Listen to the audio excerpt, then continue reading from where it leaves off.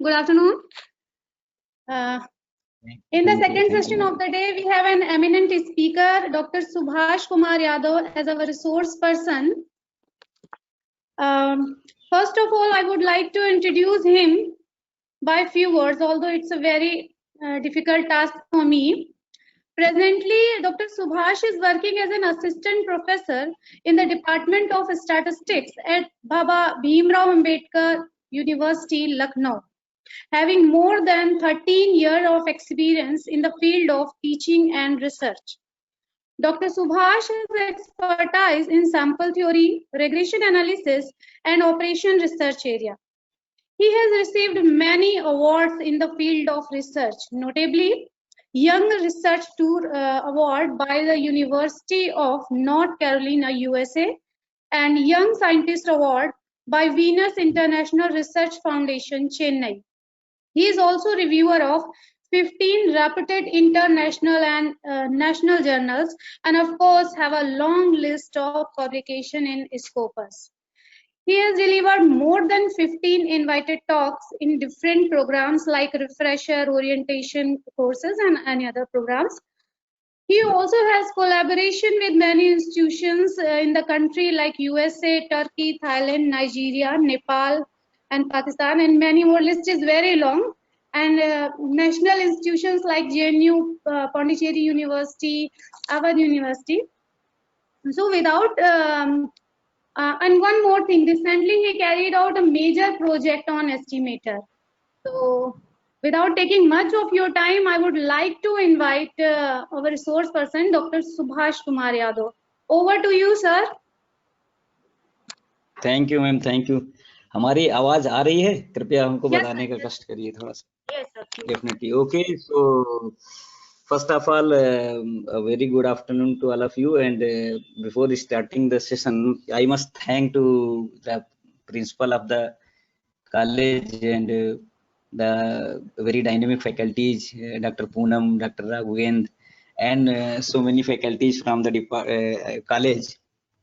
As I know this is a very good college, as I have been the student of University of Lucknow. I did my BSc, MSc, PhD from University of Lucknow, and I am a resident of very famous town Mohan nearby Lucknow. So without delaying, I will start a session which I have been assigned to say something on the linear regression, multiple regression, and the regression with dummy variables. So first I'd like to share my screen, and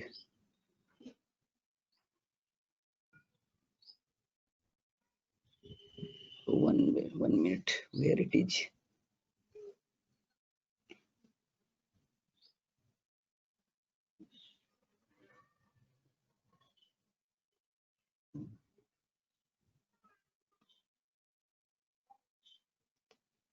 Give me 1 minute. I think it is not here in the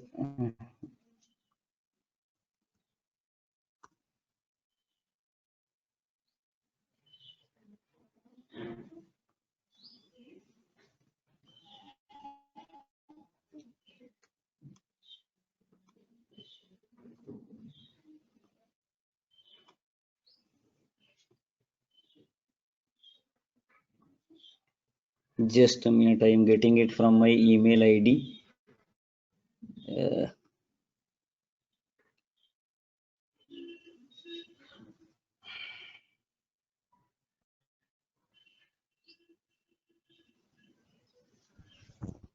Sorry for the inconvenience. Actually, it was not on my desktop actually.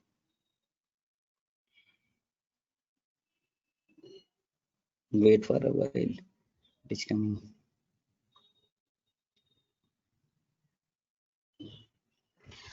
So while it is coming, till then I will talk about the regression.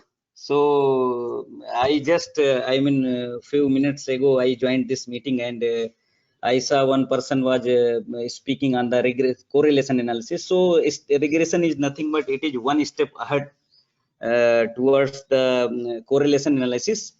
As we know, correlation tells the degree of association between two variables. It doesn't tell which type of relation they are bearing. तो अगर ये जानना है कि किस type का संबंध है जो हमारे वेरिएबल्स हैं, then we go for the regression analysis. और रिग्रेशन में सब कोरिलेशन में जो होता है हमें ये बिल्कुल नहीं पता रहता है, या हम जानने की कोशिश भी नहीं करते हैं which one is dependent and which one is independent variable. और उसमें जो कोरिलेशन में क्या है कि सिर्फ डिग्री ऑफ एसोसिएशन देखते हैं कि टू विच एक्सटेंट दो लोगों में संबंध है तो कितनी उसकी प्रगाढ़ता है, to which extent they are bearing the relationship. लेकिन वो किस टाइप की रिलेशनशिप है. अगर दो लोगों की भी हम बात करें तो वो दोनों जो है वेदर दे आर फ्रेंड्स, या वो चाचा भतीजे हैं, या पिता पुत्र हैं, या क्या है. तो इस टाइप के रिलेशन को जानने के लिए जो है वो हमें रिग्रेशन एनालिसिस पे जानना पड़ता है. So actually regression analysis tells the functional analysis between the two variables और मोर देन टू वेरिएबल्स, जिसमें हम फिर डिपेंडेंसी और इंडिपेंडेंसी की बात करते हैं. एक डिपेंडेंट वेरिएबल होता है और एक इंडिपेंडेंट वेरिएबल होता है. अगर इन दोनों के बीच में सिंपल रिलेशनशिप निकालते हैं तो this is known as simple regression analysis.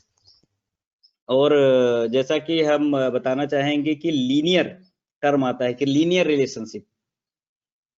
तो जो लीनियर वर्ड है, लीनियर का मतलब एक तो ये होता है कि सिंपल सा जो लाइन का रिलेशनशिप हो, लाइन है तो वो हो गया जिसको हम कहते हैं लीनियर रिलेशनशिप है.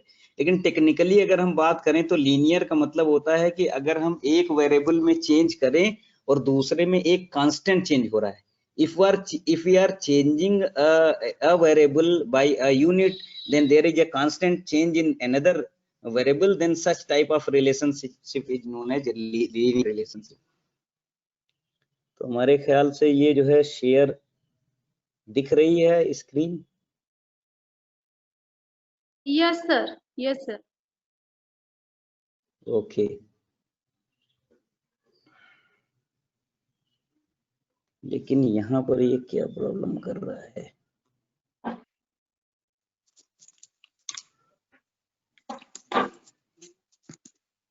Okay, now it is okay. So we'll start without delay. Simple linear regression, multiple या multivariate regression and regression with dummy variable. तो सबसे पहले जो है बात करेंगे हम लोग थोड़ा सा स्टैटिस्टिक्स के बारे में बात करेंगे कि स्टैटिस्टिक्स को हम लोग एक टूल की तरह यूज करते हैं जो डेटा को इंफॉर्मेशन में कन्वर्ट करता है. So statistics is a tool which converts data into information. तो जो हमारा ये टॉक है या आप लोगों से डिस्कशन है, मैं दूसरे जो लोग हैं उनको म्यूट कर. Please mute yourself. Participants, please mute yourself to avoid any kind of disturbance.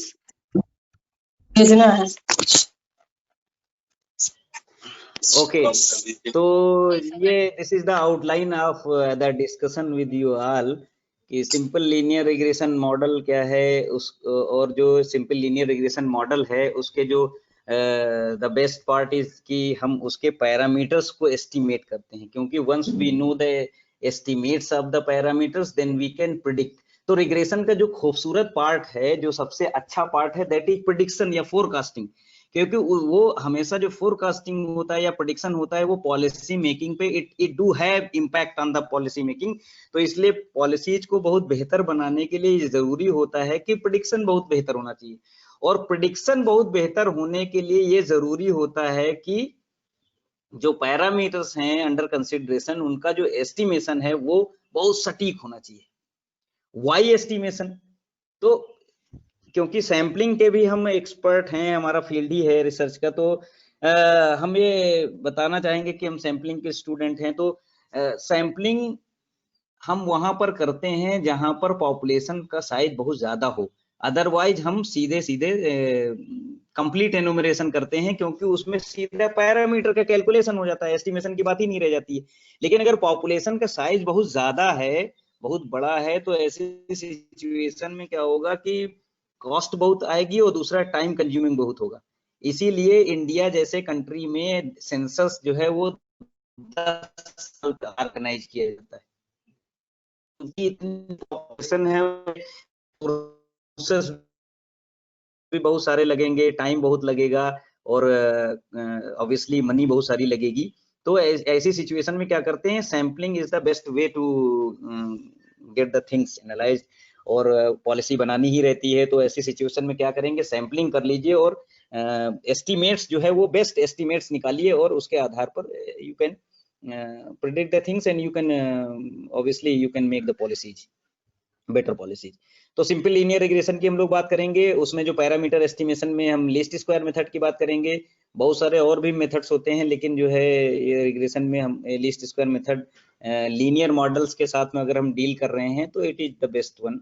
तो इसलिए हम लोग लीस्ट स्क्वायर मेथड की बात करेंगे। कोफिशिएंट ऑफ डिटर्मिनेशन की बात करेंगे। अभी जो प्रीवियस रिसोर्स पर्सन थे, he was talking about somewhat about coefficient of determination, that is R square. And model assumptions, what are the model assumptions, and what is the testing of significance, I mean of these parameters under consideration, the regression coefficients। तो simple linear regression में हम आपको बताना चाहेंगे कि simple linear regression means the simple relationship between one dependent variable and one independent variable. हम पहले भी बता चुके हैं, अभी डिस्कशन कर रहे थे स्लाइड दिखाने से पहले, फिर आपसे बताना चाहेंगे कि सिंपल लीनियर रिग्रेशन में simple, why it is simple, why it is linear. और रिग्रेशन तो पता है कि इट इज द रिग्रेशन का जो गाल्टन साहब ने दिया था, तो इसका बेसिक जो डिक्शनरी मीनिंग है वो coming back towards the average. उन्होंने वो एक एक्सपेरिमेंट भी किया था, आप उसको इंटरनेट पे देख सकते हैं कि उन्होंने कुछ लंबे पौधे लिए, कुछ छोटे पौधे लिए, और फिर देखा कि जो ऑफ स्प्रिंग्स थे हर पीढ़ी का करते गए, तो इट वाज रिग्रेसिंग, हाइट उनकी रिग्रेस हो रही थी, इसलिए रिग्रेशन वर्ड उन्होंने इसका दिया था रिग्रेशन पे। तो खैर हम उस पर बहुत नहीं जाएंगे, क्योंकि we have foundation of time and I have to finish within the allotted time. तो फिर हम लोग मुद्दे पे बात करते हैं सीधे। तो सिंपल का मतलब यही हो गया कि जो सिंपल से रिलेशन है, लीनियर से जो बहुत कॉम्प्लिकेटेड नहीं, सीधा सीधा रिलेशनशिप बिल्कुल है। लीनियर टर्म जो आता है, लीनियर अभी भी बताएं कि अगर हम एक वेरिएबल में चेंज करें and if it is showing a constant change in another variable, if we are changing one variable by a unit and there is a constant change in another unit, then such type of relationship is known as linear. And if it is not so, then it is non-linear. And there is if we go in the mathematical part, there is simple mathematics of knowing whether the function is linear or it is non-linear। अगर आपका जो equation दी हुई है उसमें जितने भी parameters involve हैं उनका पार्शियल डिफरेंशिएशन करिए with respect to the parameters y को, जो डिपेंडेंट वेरिएबल है। अगर जितने भी पार्शियल डिफरेंशियल्स हैं they are free from all parameters, तो हम ये कहते हैं कि ये लीनियर मॉडल है। अगर एक भी डिफरेंशियल कोई भी पैरामीटर कंटेन करता है तो then it will be non linear.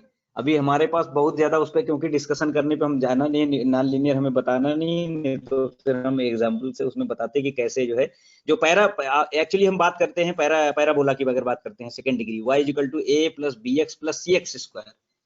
तो ये जो है लीनियरिटी एक्चुअली दो तरीके की होती है, let me clear here. Linearity is of two types: linearity on the variable and linearity on the parameters। तो जो 70s का दशक है उससे पहले generally linearity on the variable हम लोग डिस्कस करते थे। तो पैराबोला को क्या है, वो नॉन लीनियर कर्व माना जाता था, लेकिन यहाँ पर पैराबोला जो सेकेंड डिग्री पैराबोला है, नाउ इट इज लीनियर। या पॉलिनोमियल की बात करिए चाहे जितने डिग्री की, इट इज लीनियर, क्योंकि हम जितने पार्शियल डिफरेंशियल्स निकालेंगे वो सब फ्री फ्रॉम पैरामीटर्स होंगे। और लेकिन अगर it is linear in variable, sorry linear in parameter, not in variable, क्योंकि एक्स स्क्वायर इन्वॉल्व है, जैसे dy बाई dx करेंगे तो वहां पर एक x आ जाएगा। So it is non linear in variable but linear in parameter. तो one should be very clear whether you are testing for the linearity of the parameters or linearity of the variable. Generally in regression analysis we test it for the linearity or non-linearity for the parameters। तो इसलिए जो second degree polynomial है वो भी parabola है, वो क्या है, वो आपका लीनियर मॉडल है इन पैरामीटर। तो non linear parameter, linear non linear का ये डिस्कशन हो गया। तो हम धीरे से आगे से बढ़ते हैं कि जो लीस्ट, हाँ एक चीज और क्लियर करना चाहेंगे जो लोग सुन रहे हैं क्योंकि बहुत ज्यादा इस्तेमाल करते हैं। जो नॉन लीनियर वेरिएबल्स हैं या मॉडल्स हैं, फंक्शंस हैं, नॉन लीनियर मॉडल्स वो ज्यादातर सिर्फ दो ही वेरिएबल के बीच में होता है, one dependent variable and one independent variable. अब कई बार लोग कहते हैं कि जो है, अच्छा नॉन लीनियर जो मॉडल्स होते हैं वो दो तरीके के होता है, एक इंट्रिंसिक लीनियर और एक intrinsic linear non linear model, दूसरा pure non linear. Intrinsic linear का मतलब होता है कि it looks non linear but actually it is linear. अगर हम उसमें कोई ट्रांसफॉर्मेशन लगाते हैं, जैसे लॉग ट्रांसफॉर्मेशन, तो वो लीनियर में चेंज हो जाता है। जैसे इकोनॉमिक्स के जो लोग हैं अगर हमको सुन रहे हैं तो उन्हें वो कॉफ डगलस प्रोडक्शन फंक्शन जानते हैं। तो कॉफ डगलस प्रोडक्शन फंक्शन में क्या है, वो दिखता है कि नॉन लीनियर है, लेकिन जैसे ही लॉगरिथमिक या लॉग स्केल पे हम करते हैं उसको, इट बिकम्स लीनियर। तो ऐसे जो है वो intrinsic linear non linear models कहलाते हैं। Intrinsically they are linear, actually आंतरिक रूप से वो क्या है, लीनियर है। जैसे ही हम कोई ट्रांसफॉर्मेशन उन पे अप्लाई करते हैं तो वो लीनियर हो जाते हैं। तो जो ये लीस्ट स्क्वायर मेथड जो हम अभी डिस्कस करेंगे, ये least square method non linear models के पैरामीटर एस्टिमेशन में यूज नहीं किया जाता है, it is not at all appropriate. तो उसके लिए बहुत सारे दूसरे मेथड्स हैं, जैसे नॉन लीनियर लीस्ट स्क्वायर भी होता है, वो मेथड यूज किया जाता है, या और भी मेथड्स हैं, जो मेथड ऑफ 3 सिलेक्टेड पॉइंट है, स्टीपेस्ट डिसेंट मेथड है, या लीवेनबर्ग मार्कऑफ मेथड है, जो भी पिछले रिसोर्स पर्सन है एसपीएसएस डिस्कस कर रहे थे। तो एसपीएसएस में नॉन लीनियर मॉडल्स के पैरामीटर एस्टिमेशन के लिए लीवेनबर्ग मार्कऑफ वो इनबिल्ट जो एस्टिमेशन मेथड है। तो ये हम सिंपल लीनियर रिग्रेशन हो गया, इसमें बताया है हमने आपको, जो है ये बहुत सारे एग्जांपल्स दिए हैं, ये आप लोग ले लीजिएगा, इसमें देख लीजिएगा कि इसमें एक डिपेंडेंट वेरिएबल होता है, एक इंडिपेंडेंट वेरिएबल होता है, तो सिंपल कहलाएगा। अभी आगे जाएंगे, if we deal with the more than one independent variable, तो फिर वो मल्टीपल लीनियर मॉडल कहलाएगा। तो सिंपल लीनियर मॉडल का देखिए, ये आपका जो मैथमेटिकल फॉर्म है, जो आपका deterministic as well as probabilistic approach है। तो आप इसमें अगर ये देखिए कि ये जो पार्ट है y equal to beta 0 plus beta 1 x, this is known as deterministic part. और ये जो एप्सिलॉन लिखा हुआ है, इसको हम लोग रैंडम पार्ट या एरर जिसको कहते हैं कुछ लोग, तो या रेजिडुअल पार्ट कहते हैं। तो इसको जो टोटल वेरिएशन y में है, ये एक मॉडल जो हम फिट करते हैं, इसके द्वारा कितना एक्सप्लेन्ड होता है, तो ये एक्सप्लेन्ड पार्ट है और ये अनएक्सप्लेन्ड पार्ट होगा। तो कई बार हम लोग कहते हैं कि ये बीटा 0 प्लस बीटा 1 x, क्योंकि हम लोग खुद फिट करते हैं अपनी तरफ से, तो this is our own will and epsilon is known as it is God's will. अगर ये केवल व्हाइट नॉइस है, तो फिर जैसा इकोनॉमिक्स के जो लोग बंदे जानते हैं, व्हाइट नॉइस यूज होता है। अगर ये सिंपली नॉर्मल 0 सिग्मा स्क्वायर को फॉलो करता है तो एरर, तो हम ये कहते हैं इट इज गॉड्स विल। तो यहाँ पर आपको बताना चाहेंगे कि this beta 0 is nothing but it is intercept term, and beta 1 is the regression coefficient. So this beta 1 will represent how much y, what is the rate that y is changing when we are changing x। तो regression coefficient जो beta है वो कहता है कि change in y with the unit change in x। अगर हम x में एक यूनिट चेंज करें, यहाँ पे देखिए, तो आपका y में कितना चेंज आता है, this will represent the regression coefficient. तो ये आप देखिए एक्सपेक्टेड वैल्यू जो निकालते हैं आपके मीन, तो मीन वैल्यू क्या है, क्योंकि ये हम मान के चलते हैं, एजम्पशन रहता है जो लीनियर मॉडल में है कि जो एरर टर्म है it follow normal distribution with zero mean and fix variance sigma square. और ये प्रैक्टिकली जब आप उसको उसमें फिट करिए बहुत सारे डेटा पर, तो आपको दिखेगा भी कि वो उसका मीन 0 आता है और वेरिएंस फिक्स रहता है। अगर बहुत सारे एजम्पशंस अभी वो वायलेट नहीं होते हैं, नहीं तो इकोनोमेट्रिक थ्योरी में अभी हम बात करेंगे, अगर ये एप्सिलॉन पे बहुत सारे एजम्पशंस हम लोग लगाते हैं, अगर वो एक एक एजम्पशन वायलेट होता है तो एक एक इकोनोमेट्रिक की थ्योरी पूरी तैयार होती है। तो हम उसमें नहीं जाना चाहेंगे, हम सिर्फ अभी रिग्रेशन सिंपल और मल्टीपल ही डिस्कस करेंगे।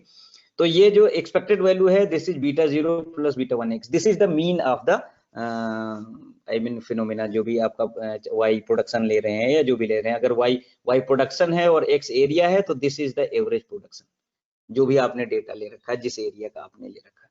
अब प्रॉब्लम ये है कि अगर वो फील्ड बहुत बड़ी है, बहुत बड़ा एरिया है and you wish to fit the model कि जो है यहाँ इस एरिया में जो है गेहूं या धान की जो पैदावार है, तो एरिया और उसके प्रोडक्शन में रिलेशनशिप क्या है, जिससे हमको ये पता चल जाए, तो हम चाहे इंटरपोलेशन करें या एक्स्ट्रापोलेशन करें। अगर कोई आता है हमारे पास पूछता है कि भैया हमने 50 बीघे खेती यहाँ पे खरीद ली है अभी, और आप बताइए कि जो है कितना धान पैदा होगा, तो इसलिए ये प्रेडिक्शन करने के लिए चाहे वो इंटरपोलेशन हो चाहे एक्स्ट्रापोलेशन हो, ये रिग्रेशन बहुत अच्छा वर्क करता है।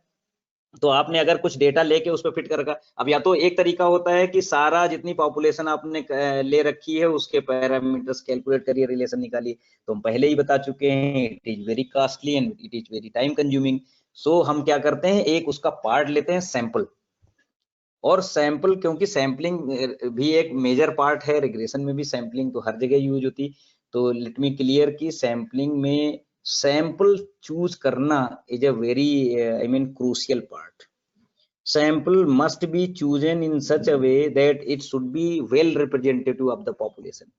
अगर वेल रिप्रेजेंटेशन नहीं होगा तो बैडली बायस्ड जो आपके वो होंगे एस्टिमेट्स होंगे, पैरामीटर्स के वो बैडली बायस्ड होंगे, उसके साथ साथ उनका जो वेरिएंस होगा वो बहुत हाई होगा।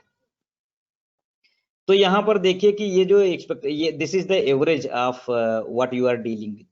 तो यहाँ पर आपको पहले भी हम बता चुके हैं beta 1 beta 0 is nothing but it is intercept term, मतलब कि वाई कुछ इस तरीके से बिजनेस या कुछ भी स्टार्ट कर रहे हैं जहां पर कि इन्वेस्टमेंट इतना है ही, प्रॉफिट की हम बात ही ना करें तब भी इतना इन्वेस्टमेंट का है, तो ये बीटा 0 उस तरीके का ये है कि आपकी जमीन पड़ी है, घर नहीं भी बना है तब भी लेकिन उसकी वैल्यू उतनी है, या इस तरीके से कि अगर हम कोई इन्वेस्टमेंट नहीं कर रहे हैं फिर भी हमारे इतनी वैल्यू उसकी है, तो this will represent the beta 0 कि when x is 0 then expected y will be beta 0, so this is intercept term। तो आपको बताए हैं कि ये तो वो है एक्सपेक्टेड वैल्यू है। अब ये एक एग्जांपल लिया गया है, ये हम क्योंकि अभी काफी कुछ कवर करना है तो बहुत थोड़ा सा आगे बढ़ेंगे कि ये स्टॉक मार्केट रिस्क का एक एग्जांपल है जो लिया गया है। इसमें दो वेरिएबल देखिए, एक लिया गया है SPY और दूसरा जो है नेटफ्लिक्स। तो अभी देखते हैं कि इस पर हमारा दोनों में किस तरीके का रिलेशन है, और हम लोग देखेंगे कि कहाँ तक का कितना एक्सटेंट तक की, तो कोरिलेशन निकालेंगे और कोरिलेशन के बेसिस पे फिर हम रिग्रेशन पे जाएंगे। पहले तो कोरिलेशन निकाल के देखना चाहिए कि दोनों में कितना एसोसिएशन, हाई एसोसिएशन है कि नहीं है, किस तरीके का है, फिर रिलेशन देखेंगे किस तरीके का है। तो ये आपका क्वार्टरली एग्जांपल दिया गया है SPY के, देखिए ये सारे बहुत सारे आपके जो है ये सारी वैल्यूज दी गई हैं, और जो है ये आपकी नेटफ्लिक्स की वैल्यूज दी गई। This is the fitting of the dotted points are the scatter points, that is these are the original points, और ये ट्रेंड लाइन जो है ये लाइन फिट की गई है, लाइन दैट जो हम अभी बात कर रहे थे y = beta 0 + beta 1 x + epsilon. तो ये जो आपका लाइन है ये लाइन इस पे फिट की गई है, and these are the actual points actually. अब यहाँ पर बात आती है बेस्ट फिटेड कर्व की, हम लोग बात करते हैं। यहाँ पर तो सिर्फ लाइन फिट की गई है क्योंकि हम लोग लाइन की बात कर रहे हैं, सिंपल लीनियर रिग्रेशन मॉडल, लेकिन बहुत सारे पॉइंट्स देखिए ये हैं। तो ये जितने लाइन के हर पॉइंट के करेस्पॉन्डिंग जो पॉइंट लाइन पर पॉइंट होगा that will be the estimated value of this actual value. जो ऑब्जर्व्ड वैल्यू है उसके करेस्पॉन्डिंग एक्सपेक्टेड वैल्यू होगी, और इन दोनों के बीच का जो डिफरेंस होगा वही एरर कहलाता है। और सबसे बड़ी बात यही है कि ये जो डिफरेंस है ये हर जगह देखिए आपको बहुत सारे लिखेंगे, कोई पॉइंट दूर है, कोई एक्सट्रीम वैल्यू है, कोई जो है दूर है, कोई पास में है। तो हम जो बेस्ट फिटेड कर्व की कंसेप्ट की बात करते हैं वो कोई ऐसा कर्व हम फिट करने चाहते हैं जो वेल नोन कर्व भी हो, और हम चाहते हैं कि वो मैक्सिमम पॉइंट्स को कवर करे, मैक्सिमम पॉइंट्स को होल्ड करता चले, मतलब जो ऑब्जर्व्ड पॉइंट है वही आपका एक्सपेक्टेड पॉइंट भी हो, तो उसके बीच का डिफरेंस 0 हो। तो जब डिफरेंस 0 होगा तो वो एरर्स की वैल्यू बहुत कम होगी, जिसकी वजह से जो आपका रेजिडुअल सम ऑफ स्क्वायर निकालेंगे it will be very very very less. और यही हमारा पर्पज रहता है रिग्रेशन पे, जिसको हम रेजिडुअल सम ऑफ स्क्वायर या एरर सम ऑफ स्क्वायर कहते हैं। ये बहुत कम हो तो बेस्ट फिटेड कर्व वही होगा जिसका रेजिडुअल सम ऑफ स्क्वायर मतलब ऑब्जर्व्ड और एक्सपेक्टेड के बीच का डिफरेंस जो मिनिमम हो, मतलब it will maximum points will be hold by the curve, best fitted curve, और it will be by near by all points. तो फिर वो डिफरेंस बहुत कम होगा, जिसकी वजह से क्या होगा कि फ्यूचर में that will be very close to the actual curve. तो फिर क्या होगा कि जो प्रेडिक्शन होगा वो बहुत सटीक होगा, और यही हमारा पर्पज रहता है रिग्रेशन में कि हम बेस्ट फिटेड कर्व निकाल लें और उसके बेसिस पे जो प्रेडिक्शन हो या फोरकास्टिंग हो तो वो बेहतरीन होगी, इसलिए जरूरी रहता है करना। तो ये देखिए, ये है आपका ये उसका जो है कॉन्फिडेंस, वो एस्टिमेट का डिफरेंस बताया गया है, एक्सपेक्टेड वैल्यू और उसकी, this is the value observed and this is the expected value. तो इसके बीच का जो डिफरेंस होगा वही आपका एरर होगा, और हमें उसी को रिड्यूस करते हुए हमें वो निकालनी है। बेस्ट फिटेड कर्व की बात करते हैं, लेकिन हम क्योंकि यहाँ पर लीनियर कर्व रिग्रेशन की बात कर रहे हैं, means we are talking about the line, so we have to fit the only line on the data, given data. So जब पॉजिटिव कोरिलेशन होता है दोनों के बीच में, तो देखिए तो जो रिग्रेशन लाइन होती है वो इस तरीके से होगी, और अगर निगेटिव कोरिलेशन है तो ये स्लोप जो है डाउन होगा, देखिए इस तरीके से ये आपका ये डाउन हो जाएगा। और अगर नो कोरिलेशन हो तो स्ट्रेट लाइन बिल्कुल पैरेलल टू एक्स एक्सिस बनेगी। नो कोरिलेशन मतलब r इज 0, तो देखिए यहाँ पे ये बिल्कुल, तो ये स्लोप क्या हो जाएगा, 0 हो जाएगा, तो केवल इंटरसेप्ट टर्म जहां से होगा बस सीधा स्ट्रेट ऐसे लाइन चली जाएगी। अब ये इंटरसेप्ट कुछ भी हो सकता है, कम हो जाता है ज्यादा, अगर इंटरसेप्ट टर्म भी 0 है तो it will pass through origin, तो ये एक्स एक्सिस हो जाएगा सिंपली।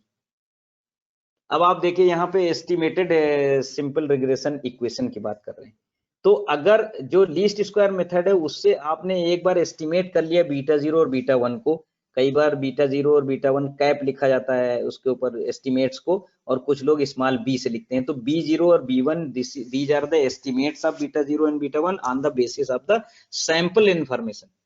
तो y हैट, यहाँ पे y कैप होगा, एक्चुअली y कैप होना चाहिए, नोटेशन में थोड़ी सी प्रॉब्लम है, y cap actually is equal to beta b0 plus b1 x।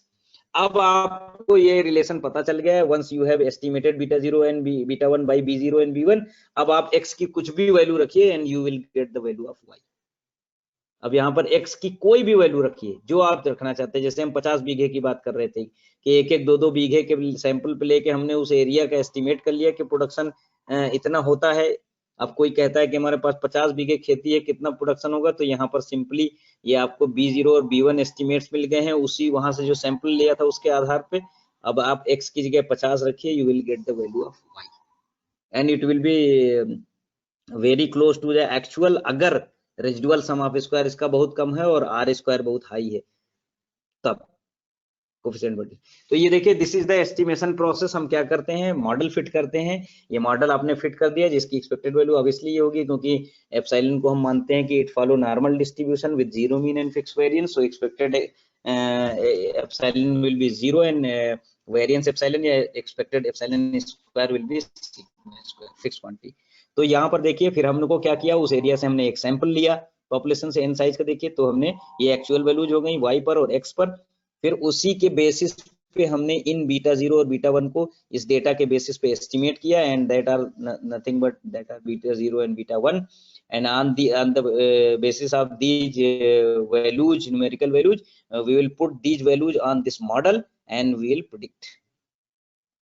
predict the model actually, and the beta 0 and beta 1 are the estimates of b0 and b1 are the estimates of beta 0 and beta 1. So there is need to explore somewhat about I mean least square method, जैसा कि हम पहले line में अभी पीछे दिखा चुके हैं, बिल्कुल ये वही है। This is nothing but this, I mean this yi is nothing but it is the observed value, जो एक्चुअली हम डेटा वहां से लाए हैं, जो x1 y1 x2 y2 उसका ये yi है, ith ऑब्जर्व्ड वैल्यू, और ये उसी ऑब्जर्व्ड वैल्यू के बेसिस पे जो हमने मॉडल फिट किया है, मॉडल से जो एस्टिमेटेड वैल्यू निकली है, दिस इज yi हैट। तो जो yi हैट है या yi कैप जो है, ये अब जो हमने जो बताया था, जो आपने एक्चुअल पॉइंट देखा होगा, पीछे हम जाके आपको दिखाते हैं, ये अब ये मान लीजिए ये yi है एक्चुअली ये, और इसी के करस्पॉन्डिंग ये लाइन क्योंकि हमने फिट किया, तो ये this point will be yi hat, और इसके बीच का ये जो डिफरेंस है, जो आपको येलो कलर में दिख रही है line, this is the error. तो हम चाहते हैं कि जो बेस्ट फिटेड कर्व होगा ऐसा हो जो सारे एक्चुअल पॉइंट्स को होल्ड करता हुआ चले, जिससे उनके बीच का ऑब्जर्व्ड और एस्टिमेटेड के बीच का डिफरेंस जो है वो 0 हो जाए, जिसकी वजह से बेस्ट फिटेड कर्व हमको मिल जाएगा। तो एक्चुअली कहाँ पे थे हम लोग, हाँ ये आपका हो गया लीस्ट स्क्वायर मेथड। तो ये आपका जो वैल्यू है, ये ऑब्जर्व्ड और एस्टिमेटेड के बीच का डिफरेंस। हाँ बड़ी इंटरेस्टिंग बात है कि कई बार पूछा जाता है व्हाई वी स्क्वायर इट। तो क्योंकि जो हम एरर में ये दिस इज एप्सिलॉन एक्चुअली। तो एप्सिलॉन में क्या है कि जो आपका एप्सिलॉन है, एरर है, ये हम ऑलरेडी मानते हैं और it is in nature. Large sample के लिए दिखेंगे करेंगे तो आपको बिल्कुल क्लियर दिखेगा कि उसकी मीन जो होता है या एक्सपेक्टेड वैल्यू वो 0 होती है। तो जब 0 हो जाएगी तो हम उस पर कुछ कर ही नहीं सकते। तो बेटर है कि क्योंकि जितनी पॉजिटिव वैल्यू होती है उतनी निगेटिव वैल्यू होती है, आप उनको ऐड करेंगे इट विल गो 0। तो क्या करते हैं, उनका स्क्वायर कर देते हैं, और स्क्वायर करने के बाद में फिर हम उसको रिड्यूस करने की कोशिश करते हैं और लेग्रांजेज मेथड लगाते हैं इसमें, वही लीस्ट स्क्वायर मेथड उनका बहुत फेमस मेथड है। तो इससे हम लोग क्या करते हैं मॉडल में, अब वाई हैट यहाँ पे जो आ जाएगा वैल्यू आपने देखिए, जो वाई हैट आ जाएगा that will be beta 0 plus beta 1 x. तो यहाँ पर एक्चुअली जो residual sum of square it will be y i minus beta 0 minus beta x i, और उससे फिर हम लोग बीटा 0 और बीटा 1 के एस्टिमेट्स निकालेंगे। जल्दी से आगे देख लीजिए, इसको हमें मिनिमाइज करना है, और मिनिमाइज करने के बाद यहाँ पे बहुत सारा टाइम नहीं एक एक हम डिराइव करके दिखा सकते हैं कि जो b की वैल्यू आती है वो ये आ जाती है, और इसके आधार पर हम लोग ये दिस इज b1 और इसके आधार पे हम लोग b0 निकाल लेते हैं, यहाँ से आसानी से निकाल लेंगे। This is sample mean of y, this is sample mean of x, and b1 you have estimated from previous side. This is the value of b1 estimated, beta b1 beta 1, and so we can get the value of b naught या b0 आसानी से, y bar minus b1 x bar। तो y bar is known from the sample, x bar is known from the sample, and b1 is also known from the sample by this formula, this, so we can get the value of b0। तो ये एक example है वही stock market risk का, ये कुछ examples हैं जो वैल्यूज दी गई थी क्वार्टरली रिटर्न्स में। जो है ये आपका एसपीवाई को यहाँ पर इंडिपेंडेंट वेरिएबल लिया गया है और नेटफ्लिक्स को जो है डिपेंडेंट वेरिएबल लिया गया है। तो यहाँ पर देखिए समेशन एक्स ये है, समेशन वाई ये है, तो इसका जो संख्या है उससे डिवाइड कर देंगे तो X bar is this and Y bar is this, and obviously by the formula we will get the slope, a rate of change of y with a unit change in x. So this is the value of beta. So this means it is approximately 2.87. If we will change x by 1, there will be a change of 2.87 in y. अगर हम x में एक unit change करेंगे तो y में हमको 2.87 का change दिखेगा। This is actually the rate of change of y with the unit change of x, and this is known as the regression coefficient।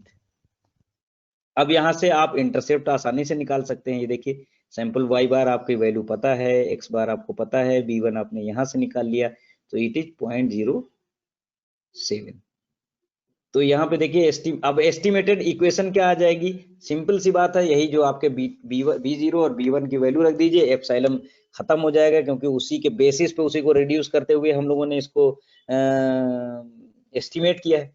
So y hat will be 0.07 plus 2.87 into x. अब आप इसमें देखिए जो PSY की value है उसमें Netflix की value जो है आपको निकालना है, तो SPY की वैल्यू कोई भी यहाँ पर रख दीजिए तो आपको करस्पॉन्डिंग आपको नेटफ्लिक्स की वैल्यू मिल जाएगी।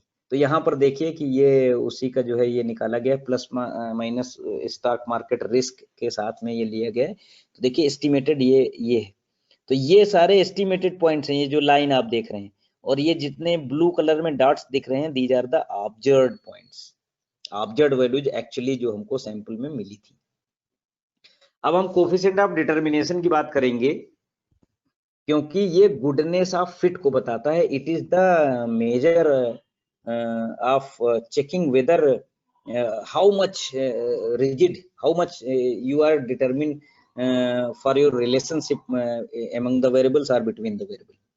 तो ये बताता है कि कितना स्ट्रांग रिलेशनशिप दोनों के बीच में है। तो लीनियर रिलेशनशिप अगर मेजर करते हैं तो उसमें हम लोग कोफिशिएंट ऑफ डिटर्मिनेशन को वैल्यू दी जाती है, लेकिन आपको यहाँ पे क्लियर करना चाहेंगे नॉन लीनियर रिलेशनशिप को मेजर करने के लिए R square is not at all a good measure. वहां पर रेजिडुअल सम ऑफ स्क्वायर या एरर सम ऑफ स्क्वायर ही बेस्ट मेजर है, क्योंकि ये मिसलीडिंग इंफॉर्मेशन देता है नॉन लीनियर के केस में। तो नॉन लीनियर में हम रेजिडुअल सम ऑफ स्क्वायर को या एरर सम ऑफ स्क्वायर को ही देखते हैं, और भी दूसरे AIC, BIC, MAE बहुत सारे मेथड्स हैं जिनके बेसिस पे हम लोग पता करते हैं गुडनेस ऑफ फिट को। लेकिन जो यहाँ पर देखिए क्या है, टोटल सम ऑफ स्क्वायर। तो जो टोटल वेरिएशन है वो हमने बताया ना कि दो वेरिएशन में डिवाइड कर दिया गया, एक एक्सप्लेन्ड और दूसरा unexplained. Explained by the fitted model, और अनएक्सप्लेन्ड तो वो तो एरर का ही पार्ट जाएगा, जिसमें हम मानते हैं कि all environmental effects are additive in nature, जिसकी वजह से वो एरर पार्ट बनाता है। क्योंकि जितनी एरर्स हमारे को जो हम नहीं एक्सप्लेन कर पा रहे हैं, तो हम कहते हैं कि वो these are all are in error term. तो जो SSR दिया हुआ है, sum of square due to regression कहते हैं इसको, और ये SSE यहाँ पे होना चाहिए था, यहाँ खिसक गया है। SSE मतलब sum of square due to error. तो आपको बता दें कि ये जो कोफिशिएंट ऑफ डिटर्मिनेशन है, it is the ratio of the explained variation over the total variation. मतलब टोटल वेरिएशन जो आपके डेटा में आ रहा है, तो वो उसका कितना पोर्शन आपका जो मॉडल है वो एक्सप्लेन कर पा रहा है। इसीलिए आर स्क्वायर की वैल्यू हम चाहते हैं कि मैक्सिमम ये 1 की तरफ हो, क्योंकि जो टोटल वेरिएशन है, अगर जो है it is the ratio of explained variation और टोटल वेरिएशन। अगर एक्सप्लेन्ड वेरिएशन टोटल वेरिएशन के बराबर हो जाएगा तो वैल्यू विल बी 1। तो हमारे पास इसका मतलब कोई एरर नहीं है, एग्जैक्टली हमने एस्टिमेट किया, एग्जैक्टली फिट किया है जो मॉडल हमने कर रखा है। अदरवाइज अगर मान लिया 0.99 आता है, तो इसका मतलब जो मॉडल आपने फिट कर रखा है 99% वेरिएशन उस मॉडल के थ्रू एक्सप्लेन हो रहा है। लेकिन अगर 0.12 आ जाती तो इसका मतलब 12% ही केवल एक्सप्लेन कर पा रहा है। तो so we need to search for another best fitted model, जिसका आर स्क्वायर या कम से कम जिसका एस स्क्वायर, अगर वो लीनियर है तो आर स्क्वायर, अदरवाइज अगर नॉन लीनियर है तो एस स्क्वायर के लिए हम लोग जाएंगे कि वो। तो यहाँ पर देखिए आर स्क्वायर क्या है, ये आपका explained variation by the regression and total variation. दोस्तों this is the ratio of the explained variation over the total variation. तो इसकी वैल्यू जितनी ज्यादा हो उतना बढ़िया मॉडल होगा। अब ये जो डेटा लिया गया है इस पे हम लोग बात करते हैं। इसके हिसाब से आर स्क्वायर जो कैलकुलेट किया गया it is 0.147। it means it is this I mean linear regression model y is equal to beta 0 plus beta 1 x plus epsilon, या जो एस्टिमेटेड वैल्यू आई है that is b0 plus beta b1 x, सिर्फ 14.7% value को explain कर पा रहा है। मतलब बहुत ही पुअर मॉडल है, बहुत पुअर। इसका मतलब क्या है कि हमें दूसरे जो है कोई मॉडल को देखना चाहिए। हो सकता है ये पुअर इसलिए आ रहा है, दो ही वेरिएबल हैं, तो अब हम will go for the non linear model. ये एक्चुअली नॉन लीनियर रिलेशनशिप होगी दोनों के बीच में, लेकिन हम लोगों ने यहाँ पे जबरदस्ती लीनियर फिट कर रखा है, तो दिखा रहा है कि केवल 14.7% ही ये जो है इसकी व्याख्यायित कर पा रहा है, जो आपके अंदर जो इस डेटा में जो वेरिएशन जो विचरण जो उसमें है, तो उसको नहीं ये एक्सप्लेन कर पा रहा है ज्यादा। जबकि हमारा पर्पज है कि maximum should be explain by the model. we search, definitely we search for that is why there is a term which is known as a best fitted model, so we search for the best fitted model।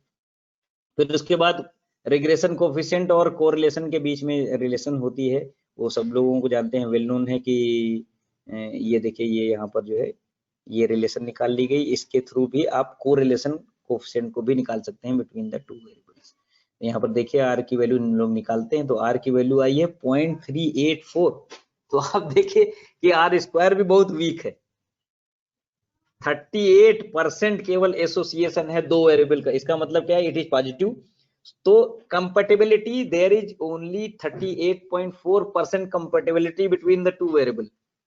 उसके अलावा जितना जो है 61.6% जो है आपका जा रहा है वो नहीं एक्सप्लेन कर पा रहा है।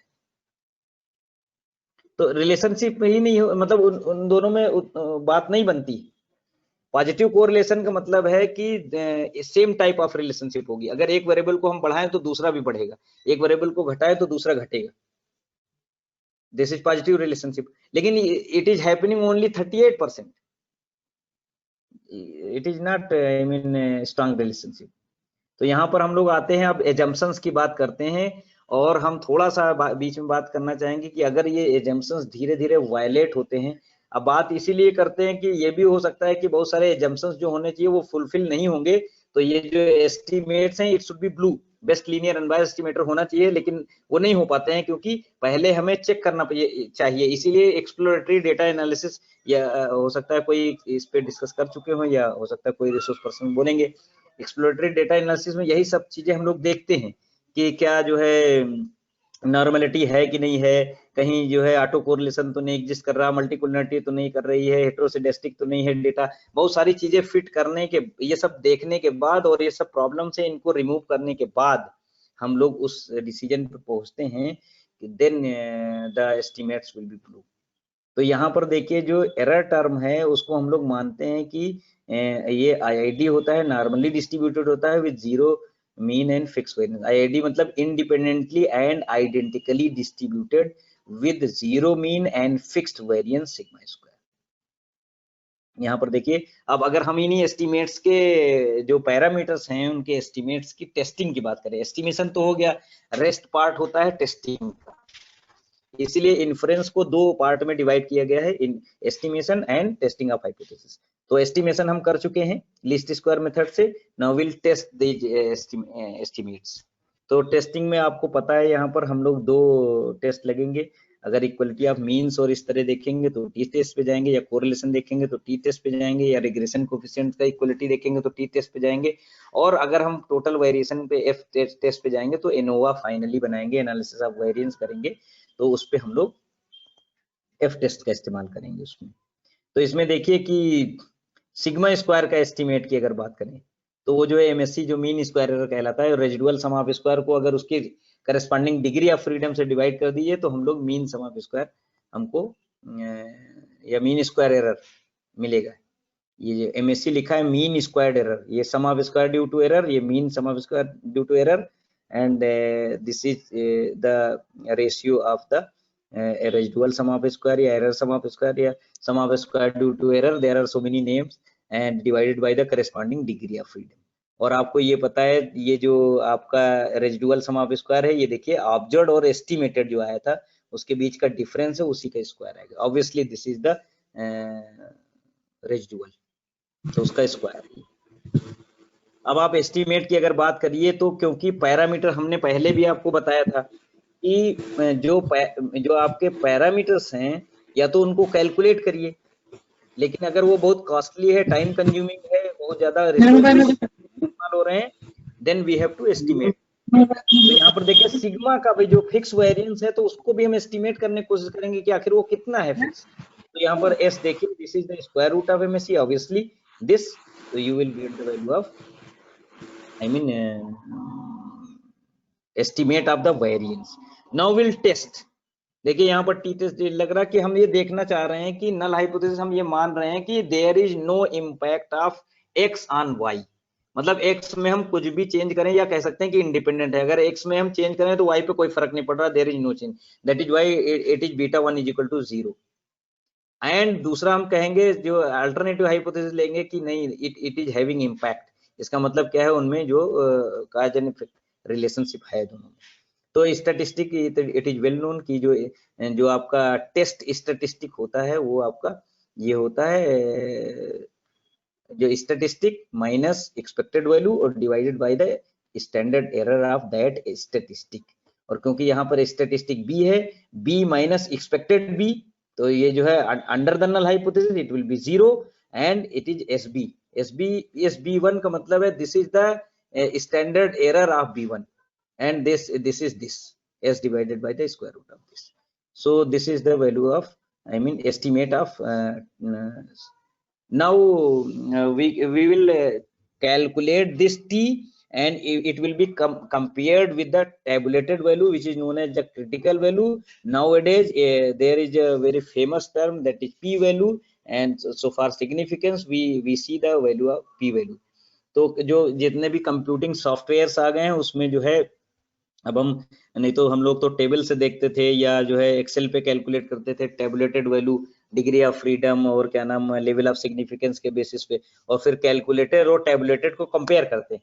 अगर कैलकुलेटेड वैल्यू टेबुलेटेड से ज्यादा है then we reject the null hypothesis, otherwise we do not reject the null hypothesis. तो अभी पी वैल्यू आ जाती है, तो पी वैल्यू की वैल्यू अगर 0.05 जो 5% लेवल ऑफ सिग्निफिकेंस है उसी के बेसिस पे, बेस तो वही है, तो पी वैल्यू अगर 0.05 से कम आती है तो हम सिग्निफिकेंट कहते हैं and we reject the null hypothesis.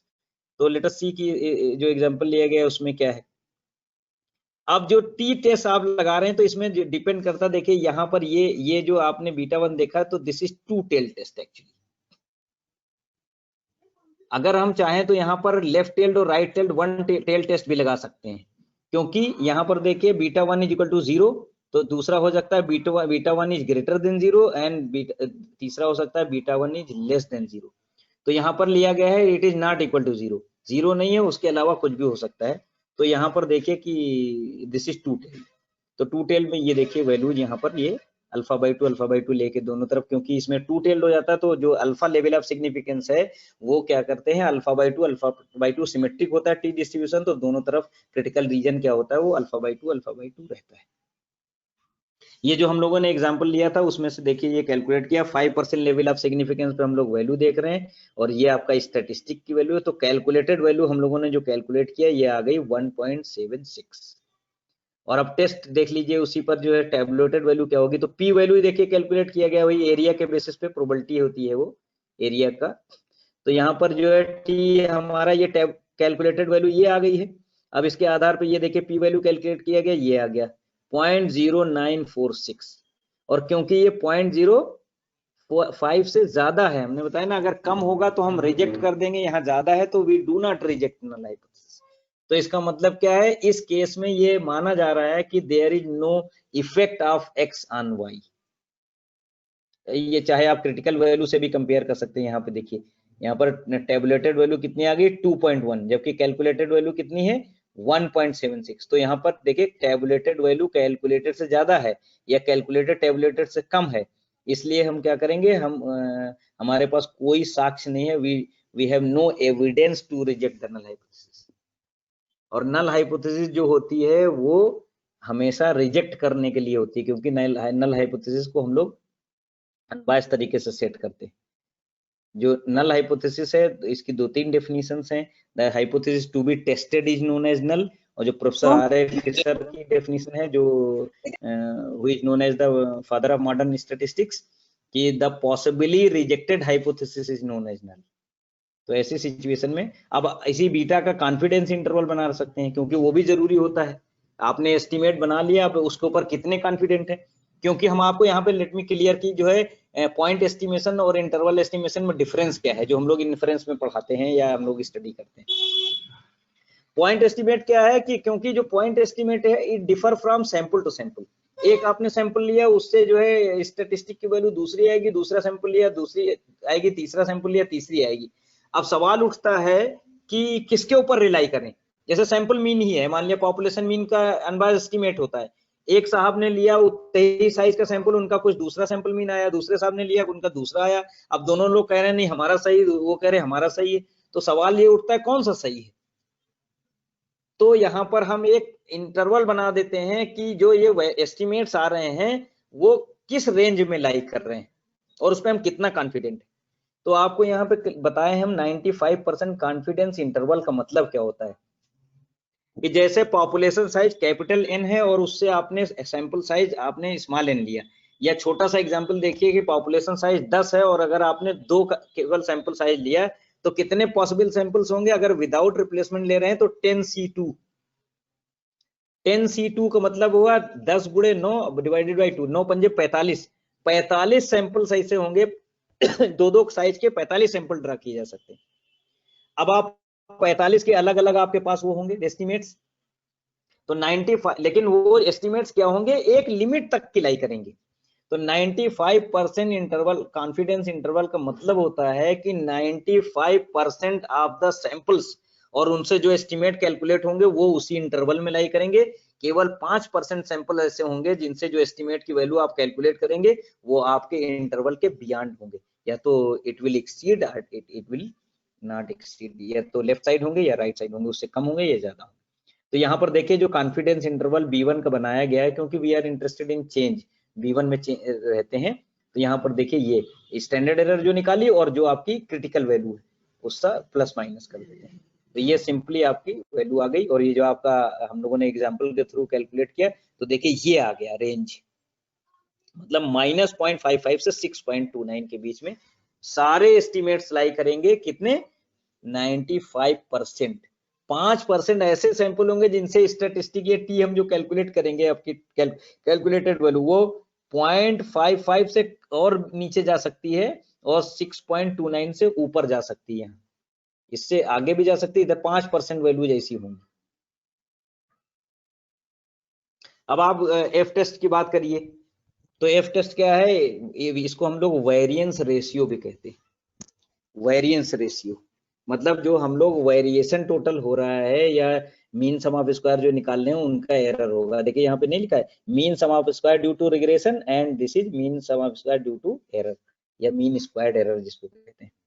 तो यहाँ पर देखिए रिजेक्शन रूल आपको हमने पहले भी बताया था कि या तो पी की वैल्यू जो है वो जो लेवल ऑफ सिग्निफिकेंस है जिसकी जनरली हम लोग 0.05 वैल्यू लेते हैं, क्योंकि हम ये मान के चलते हैं कि हमसे 5% गलती हो सकती है, we can commit 5% of error, so generally it is taken 0.05, so whenever p is less than 0.05 we will reject the null hypothesis, otherwise we do not reject it।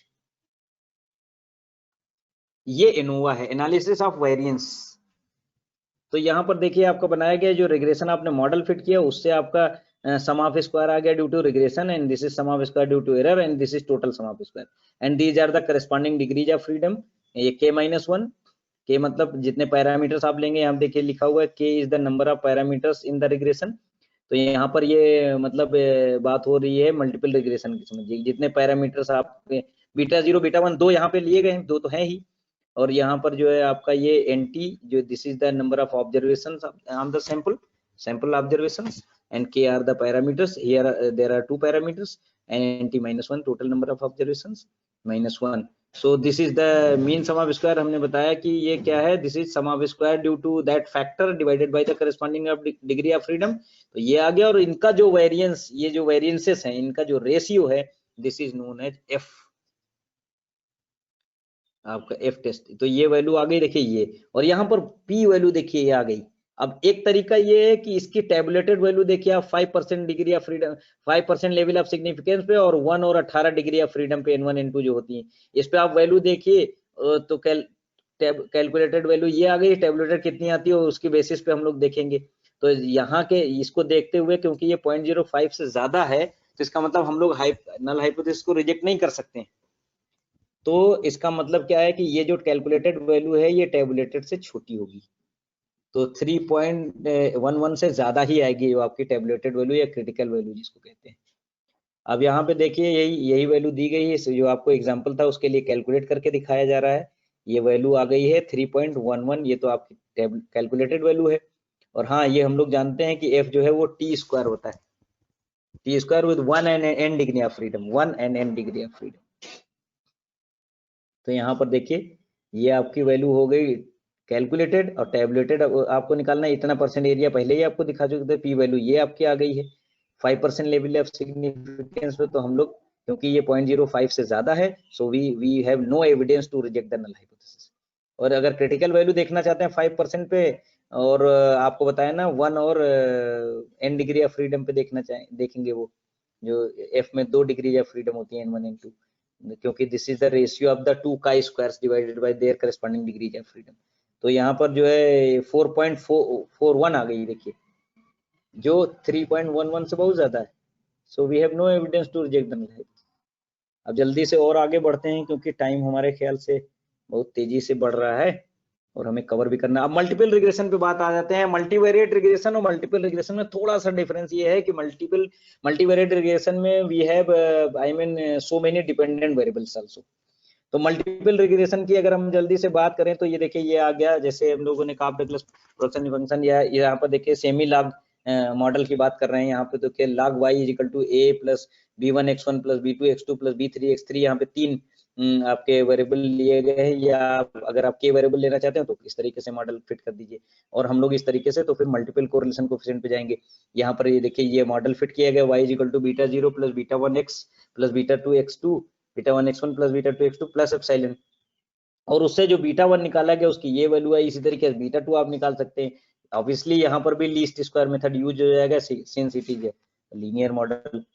तो यहाँ पर आप देखिए कि ये बहुत सारी चीजें लिखी हुई हैं जिनको हम स्किप करना चाहेंगे, और सिंपल सी बात है, यहाँ पर भी लीस्ट स्क्वायर मेथड आसानी से इस्तेमाल हो जाएगा और उससे ही ब्लू एस्टिमेट्स आएंगे। रादर हम लोगों को ये चेक करना रहेगा कि ये जो x1 x2 x3 क्योंकि हम बहुत सारे ले लिए हैं, तो इसमें कम से कम हमारे पास जो है वो हमारे पास जो क्या नाम है इसमें जो, क्योंकि एक से ज्यादा इंडिपेंडेंट वेरिएबल हम लोगों ने ले लिया है तो उनमें मल्टीकुलिनिटी नहीं एग्जिस्ट करना चाहिए, क्योंकि वो एक बड़ा ड्रॉबैक आ जाता है।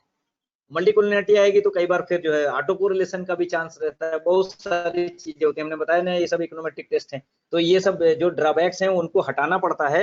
हटाने के बाद जो है आपको वो करना पड़ेगा, तब जाके जो एस्टिमेट्स होंगे वो ब्लू आएंगे, अदरवाइज ब्लू नहीं होंगे आपके एस्टिमेट्स। तो फिर ये है उसे कुछ एक एग्जांपल लिया गया है जिसके बेसिस पे SPSS पे आप निकाल सकते हैं, या जो भी सॉफ्टवेयर है किसी भी सॉफ्टवेयर पे you can get this analysis. और आप देखिए यहाँ पर अगर आप देखना चाहें तो ये देखिए ये जो कई वेरिएबल लिए गए हैं, तो यहाँ पर देखिए b मतलब जो कोफिशिएंट्स आए हैं, हाँ क्योंकि अभी पिछले रिसोर्स पर्सन भी बोल रहे थे स्टैंडर्डाइज्ड और अनस्टैंडर्डाइज्ड कोफिशिएंट्स की बात हम लोग करते हैं। स्टैंडर्डाइज्ड मतलब क्या हो गया कि अगर उनका जो वेरिएशन होगा अलग अलग स्टैंडर्डाइज्ड। देखिए स्टैंडर्डाइजेशन का एक जरूरी पार्ट इसलिए भी होता है, मान लीजिए आप एक डिपेंडेंट वेरिएबल ले रहे हैं और 2 इंडिपेंडेंट वेरिएबल ले रहे हैं या 3 इंडिपेंडेंट वेरिएबल ले रहे हैं। अब इंडिपेंडेंट वेरिएबल मान लिए ग्रोथ पे जो है हाइट और जो है वेट दोनों पर मान लीजिए ग्रोथ डिपेंड कर रही है या हेल्थ पैरामीटर डिपेंड कर रहा है। वेट तो आप जो है उसको नाप रहे हैं किलोग्राम में, हाइट नाप रहे हैं मीटर में, तो जो है इस अनस्टैंडर्डाइज का मतलब वही हुआ कि दोनों एज इट इज ले लिए। स्टैंडर्डाइजेशन का मतलब होता है कि हम उनको यूनिट फ्री कर दिए। तो क्या करते हैं, दिस इज द मेथड की वो जो कोफिशिएंट ऑफ वेरिएशन हम इसमें ले लेते हैं, तो जो मीन है उसको जो है उसके स्टैंडर्ड डेविएशन को कोफिशिएंट ऑफ उसके मीन से डिवाइड कर देते हैं, तो वो आपको कोफिशिएंट ऑफ वेरिएशन तो यूनिट फ्री हो जाता है। जब यूनिट फ्री हो जाता है तब फिर आप किसी भी, क्योंकि ये रिलेटिव मेजर हो जाता है, तो आप किसी भी यूनिट में रखिए उससे कोई फर्क ही नहीं पड़ता। स्टैंडर्डाइजेशन करने के बाद वो आसानी से आप कंपेयर कर सकते हैं। तो दो चीजें जो अलग अलग यूनिट में है, if you have to compare then you should make them unit free, मतलब स्टैंडर्डाइजेशन कर देना चाहिए। तो ये देखिए यहाँ पे बहुत सारी आप देख सकते हैं, ये जो हाईली सिग्निफिकेंट है देखिए 0.000 सब वैल्यूज दिखा रहा है। यहाँ पर केवल ये देखिए ये 0.98 है, तो इसका मतलब ये जो वेरिएबल है, ये जो आपका HH है, ये जो है इसके ऊपर कोई इंपैक्ट नहीं डाल रहा है जो डिपेंडेंट वेरिएबल है। तो इस तरीके से बहुत सारी चीजें हैं। आप हर एक इंडिपेंडेंट वेरिएबल के आगे जो बीटा लगा होगा that is regression coefficient except the intercept term beta 0, beta 1 x1, beta 2 x2, beta 3 x3। तो बीटा 1, बीटा 2, बीटा 3 ये रेट ऑफ चेंज बताता है कि का कितना कंट्रीब्यूशन किस रेट में चेंज कर रहा है y में, x2 का कितना कंट्रीब्यूशन है, x3 का कितना कंट्रीब्यूशन है।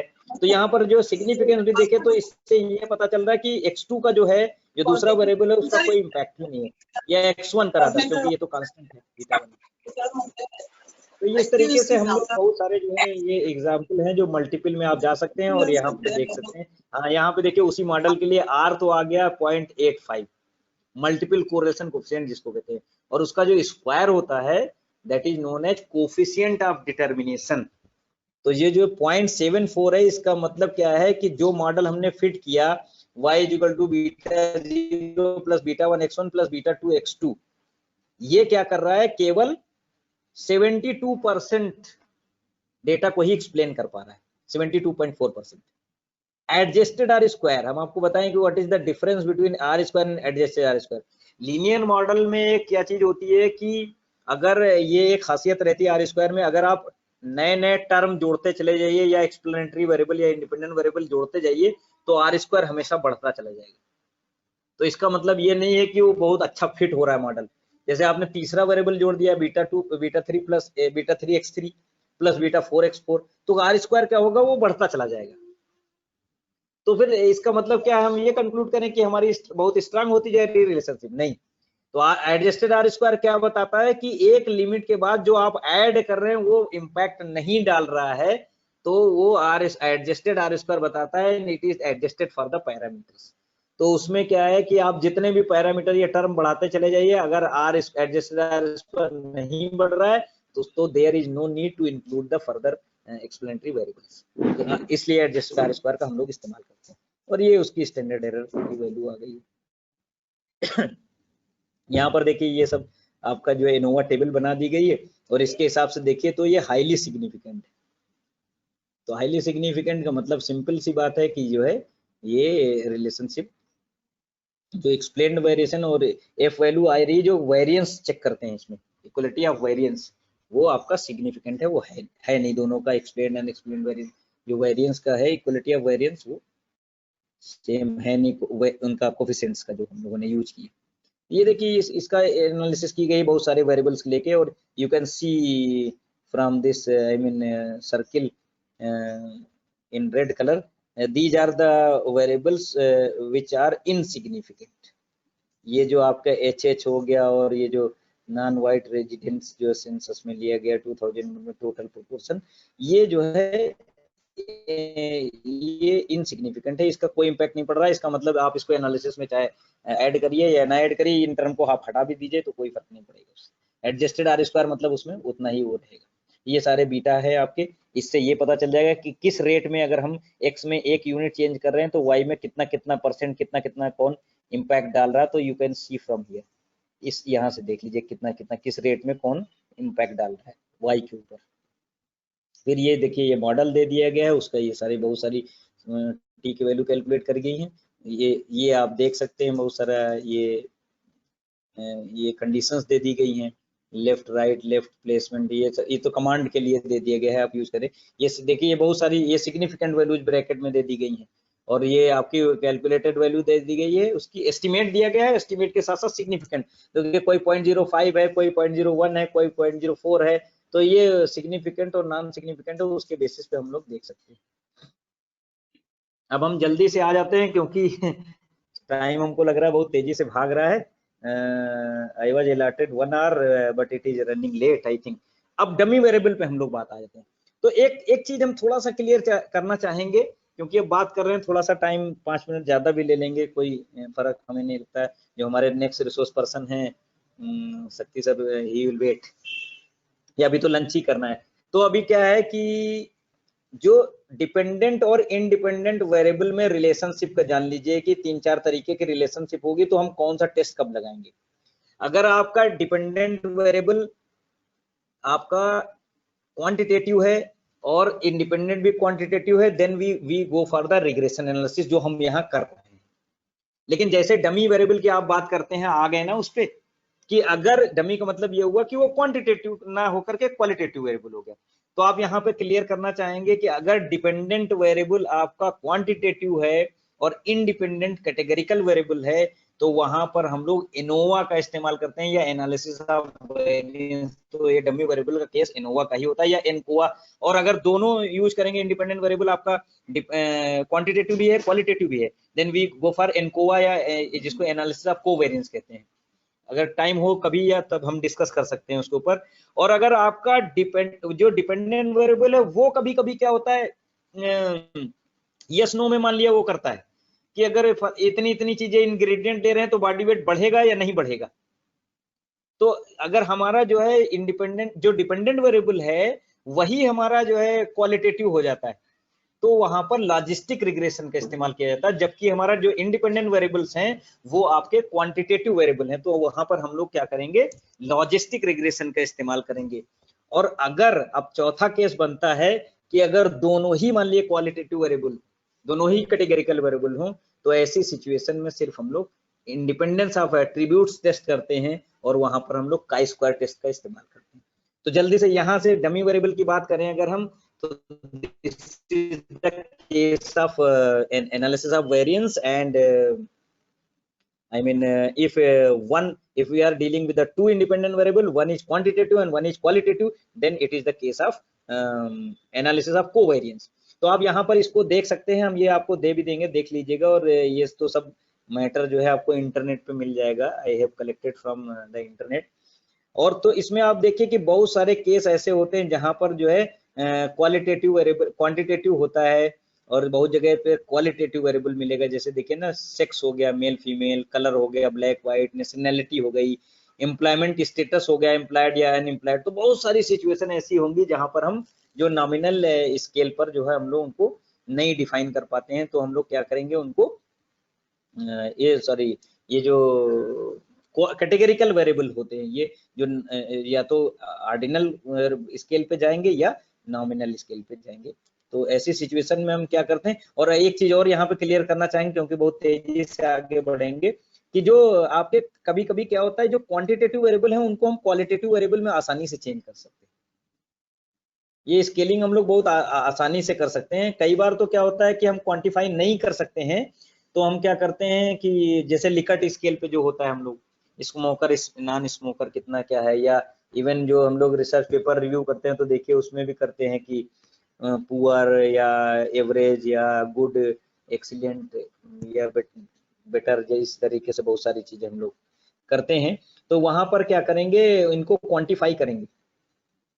तो जहां पर क्वांटिफाई नहीं कर पाएंगे वहां कैटेगरिकल वेरिएबल का इस्तेमाल करेंगे। लेकिन तब भी जो है, ये जो बाइनोमियल थे, बेस साहब, जो बर्नौली साहब थे, उन्होंने क्वांटिफाई करने की कोशिश भी की कि जो क्वालिटेटिव वेरिएबल है उनको क्वांटिफाई करने किया जाए, कि अगर कोई डाइकोटोमस वेरिएबल है या डमी वेरिएबल केस जिसको कहेंगे, या इसके 3 टर्म यूज किए जाते हैं, या डमी वेरिएबल बोलिए, या इंडिकेटर वेरिएबल बोलिए, या डाइकोटोमस पॉपुलेशन बोलिए, जहां पर सिर्फ 2 ही कैटेगरी होती है, जैसे स्मोकर, नॉन स्मोकर, या आपका जो है कोई डिजीज मान लिया किसी में प्रेजेंट है या एब्सेंट है, मेल फीमेल हो गया। तो अगर 2 कैटेगरी में ही हम केवल डिवाइड कर रहे हैं, तो जैसे एज को ही डिवाइड करना, 2 जगह डिवाइड कर दीजिए, 20 साल से ऊपर के लोग, 20 साल से नीचे के लोग। तो आप क्वांटिटेटिव वेरिएबल को क्वालिटेटिव वेरिएबल में भी चेंज कर सकते हैं इस तरीके से करके। तो यहाँ पर जो डमी वेरिएबल का केस है वो ऐसा ही है कि केवल हम डाइकोटोमस पॉपुलेशन में इसको ब्रेक करते हैं, सिर्फ 2 ही कैटेगरी में तोड़ते हैं। जैसा कि आप यहाँ पे देख सकते हैं, इसको हम लोग इंडिकेटर फंक्शन भी कहते हैं, या डमी वेरिएबल कहते हैं, या डाइकोटोमस वेरिएबल भी कहते हैं। यहाँ देखिए डी को जो तोड़ा गया है 1 और 0 में, अगर कोई पर्सन मेल है तो we will put 1, and if it is 0 then we will put it, if it is female then we will put 0, या उसका vice versa, choice is yours. ऐसा नहीं है कि कोई थंब रूल है कि जो है मेल को 1 करेंगे या फीमेल को 1 करेंगे, चॉइस इज योर्स, जो आप करना चाहें उस तरीके से कर सकते हैं। अब जल्दी से हम लोग इनको आते हैं कि बहुत सारे एग्जांपल्स हैं। देखिए यहाँ पे थोड़ा सा लिखा गया है, when all explanatory variables are quantitative then the model is called regression model. अगर क्वालिटेटिव है सारे तो क्या कहलाएगा, एनालिसिस ऑफ वेरिएंस कहलाएगा। और अगर क्वांटिटेटिव है और क्वालिटेटिव बोथ है, तो वहां पर अभी जो हम बात करते हैं वो एनालिसिस ऑफ वेरिएंस का केस होता है।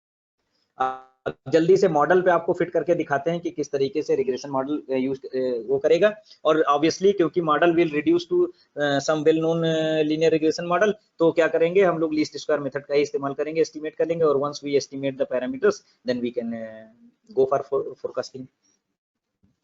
तो यहाँ पर देखिए, अगर हमारे पास ये देखिए एक इंडिकेटर वेरिएबल या डमी वेरिएबल D2 ले लिया हमने, जो D2 डिफाइन कर दिया गया है कि अगर if an observation belongs to group A, अगर कोई ऑब्जर्वेशन ग्रुप ए को बिलोंग करेगी तो हम D2 वैल्यू 0 रखेंगे, अगर वो बी को बिलोंग करेगी तो वैल्यू हम 1 रखेंगे। तो आप यहाँ पर देखिए, अब इसको रिड्यूस करके देखिए, अगर मान लीजिए D2 को वैल्यू 0 आती है, ये मतलब वो ग्रुप ए को बिलोंग कर रहा है वो ऑब्जर्वेशन, तो y की वैल्यू मॉडल क्या हो जाएगा, beta 0 plus beta 1 x1 plus beta 2 into D की वैल्यू हो गई 0 D2 की। तो यहाँ पर 0 हो गई, तो आपने देखिए ये रख दिया, तो क्या हुआ, अब आपका मॉडल कैसा बन गया, beta 0 plus beta 1 x1 plus epsilon. तो देखिए सिंपल लीनियर रिग्रेशन हो गया। तो अब आप इसकी एक्सपेक्टेड वैल्यू देख लीजिए, तो ये एक्सपेक्टेड वैल्यू, ये मीन आ गया, तो स्ट्रेट लाइन बन गई। अब सीधी सी बात है, जहां पर इसका जो स्लोप या इंटरसेप्ट टर्म क्या हो गया, बीटा 0 हो गया, और स्लोप क्या हो गया, बीटा 1। अब आप लीस्ट स्क्वायर मेथड लगा के बीटा 0 और बीटा 1 हैट निकाल लीजिए, या जिसको हम B0 और B1 कहेंगे, और आप आसानी से फोरकास्ट कर सकते हैं। दूसरा केस बनेगा D2 को वैल्यू 1 हो जाए, तो यहाँ पर देखिए क्या हो जाएगा, इसको आगे अभी हम लोग डिस्कस करेंगे कि इंटरसेप्ट जो है वो 2 हो गया, बीटा 0 और बीटा 2 मिलकर इंटरसेप्ट बन रहा है। मतलब बीटा 2, अब देखिए इंटरसेप्ट के ऊपर अगर D2 की वैल्यू 1 है, अगर मतलब वो बंदा या वो ऑब्जर्वेशन ग्रुप बी को बिलोंग करती है, तो उसका स्लोप भी चेंज हो जा रहा है। It is having impact on the, sorry slope नहीं, वो इंटरसेप्ट पे भी चेंज डाल रहा है। स्लोप पे तो जो है वो तो बीटा 1 है ही, लेकिन ये देखिए क्या कर रहा है, अब ये इंटरसेप्ट को चेंज किए दे रहा है। मतलब जहां पर वो स्टार्ट करता था वो बीटा 0 प्लस बीटा 2 से स्टार्ट हुआ। तो यहाँ देखिए ये भी एक स्ट्रेट लाइन होगी, लेकिन जिसका इंटरसेप्ट टर्म क्या हो गया, बीटा 0 प्लस बीटा 2 और स्लोप तो बीटा 1 ही है। तो आप देखिए यहाँ पर ये सब बहुत सारी चीजें आप निकाल सकते हैं, यहाँ से आसानी से देख सकते हैं। ये देखिए वही उसको जो ग्राफिकल फॉर्म में एक्सप्लेन किया गया है कि जो अगर D1 की वैल्यू 0, D2 की वैल्यू 0 है, तो देखिए यहाँ बीटा 0 से स्टार्ट हो रहा था, उसी रेट से चेंज हो रहा था ये। लेकिन अगर D1 की वैल्यू दूसरे ग्रुप को बिलोंग कर रही थी ऑब्जर्वेशन, D2 की वैल्यू 1 हो गई, तो आप देखिए क्या हो गया, इंटरसेप्ट यहाँ बीटा 0 में ये इतना बीटा 1 बीटा 2 ऐड हो गया, और बाकी रेट ऑफ चेंज वही है, ये यहाँ चेंज होता चला गया। तो इस तरीके से बहुत सारे आप डिफाइन कर सकते हैं, A B C D group, जिनके लिए देखिए ये सब डिफाइन किया गया है।